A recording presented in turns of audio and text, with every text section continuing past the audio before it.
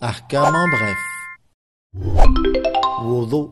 Le wudu est un acte d'adoration nécessaire pour accomplir les prières quotidiennes, mais également nécessaire pour d'autres rituels, comme le tawaf autour de la Kaaba pendant le Hajj ou la Umrah, et toucher l'écriture du Saint-Coran. Le wudu s'accomplit avec de l'eau. L'eau doit être tahir, donc vous ne pouvez pas faire wudu avec de l'eau najis. L'eau doit être permise d'utilisation et non usurpée. L'eau doit être pure comme l'eau du robinet et elle ne doit pas être mélangée à d'autres substances comme le jus de citron. Alors, comment accomplir le wudu? Il y a 4 principales étapes: se laver le visage, se laver les bras, essuyer la tête et essuyer les pieds. Et maintenant, apprenons à les connaître en détail.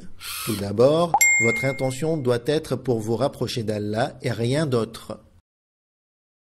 Ensuite, lavez verticalement le visage de la ligne capillaire frontale jusqu'au menton et horizontalement jusqu'à l'ouverture maximale de la main entre le pouce et le majeur. Notez qu'il faut laver du haut vers le bas du visage sans qu'il soit nécessaire de mouiller sous les poils épais de la barbe s'il en est. Deuxièmement, lavez entièrement le bras droit à partir du coude jusqu'au bout des doigts et cela avec la main gauche. Le sens du lavage doit être du coude jusqu'au bout des doigts. Répétez cette étape pour le bras gauche, cette fois en utilisant la main droite. Troisièmement, essuyez la main droite tant qu'elle est humide sur la partie avant de la tête, par préférence avec la paume de la main, partant du haut de la tête jusqu'à la ligne frontale en excluant le front. Assurez-vous que la zone d'essuyage est complètement sèche avant de débuter. Aussi, vous pouvez passer la main sur les cheveux sans essuyer le cuir chevelu. Quatrièmement, tant que les 2 mains sont encore mouillées suite aux étapes antérieures, essuyez le pied droit avec la main droite, des orteils à la cheville. Répétez cette opération en essuyant le pied gauche avec la main gauche. Notez que les parties d'essuyage doivent être sèches et qu'il n'est pas autorisé d'utiliser à nouveau de l'eau. Et voilà, le wudu est accompli. Maintenant, vous êtes en état de tahara. Il y a quelques instructions générales à respecter pour accomplir le wudu. Tous les membres concernés par le wudu, incluant le visage, les mains, les bras, le haut de la tête et les pieds, doivent être tahir avant de débuter le wudu, à moins de les rendre tahir au moment de les laver. Il faut respecter un ordre précis. Laver le visage avant les bras, le bras droit avant le bras gauche, enfin essuyer la tête avant les pieds.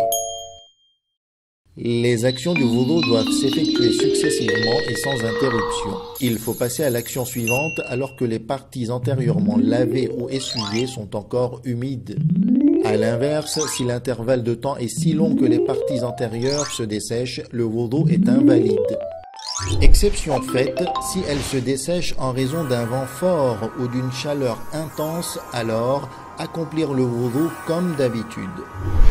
Il faut accomplir les actions du wudu par soi-même tant que c'est possible.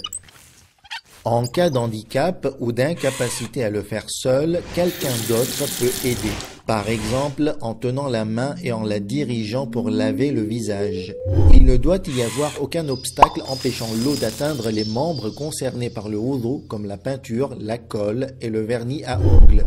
L'utilisation de l'eau ne devrait pas causer préjudice à la santé. Autrement, il faudra accomplir le tayammum à la place du wudu. Finissons avec une question. Qu'est-ce qui invalide le wudu? Il y a 7 choses qui l'invalident.